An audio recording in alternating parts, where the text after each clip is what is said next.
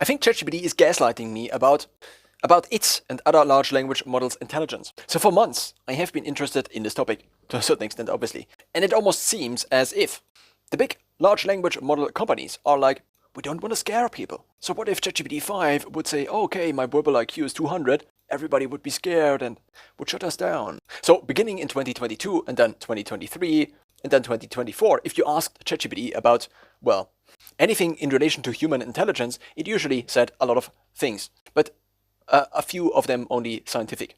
Now, this in the last couple of months changed. So if I now ask something about IQ and about population and IQ, etc., I usually get results. That's quite something.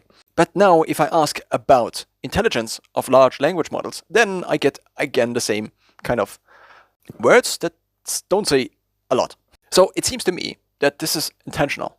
Mo Gavdat, for example, talks a lot about the verbal IQ of large language models, and you don't find these numbers anywhere. And also, just in my personal conversations with ChatGPT, it sounds so ridiculous, my personal conversations, it just repeatedly not only made kind of normal hallucination errors, but they seem to almost be intentional. Not by ChatGPT, but possibly by how ChatGPT is basically trained. So recently I again asked about basically the IQ of large language models as of today, and also at which rates they are currently progressing. In a couple of YouTube videos I heard about 5.4 months is how long it takes for the verbal IQ to double. And so in the answer of ChatGPT, which in other areas is usually quite something. It's like, okay, here is an essay on prolactin and testosterone, etc.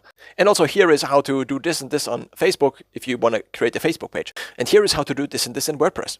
And here is a logo for you that you need for this company. But if you ask it about the intelligence of large language models, at least in this one specific case, it gave me 3 sources. And it said all of these sources are invalid.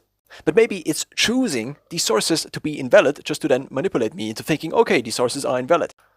And to then also say, these sources are not reliable.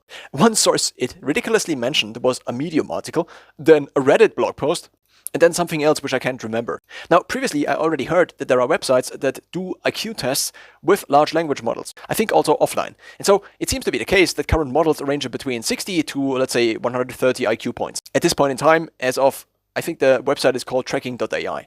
I then also asked ChatGPT about this and said like, okay, these sources you named are ridiculous. Why did you do this? Are you trying to gaslight me? And it still said, even though usually it's like, okay, you are totally right.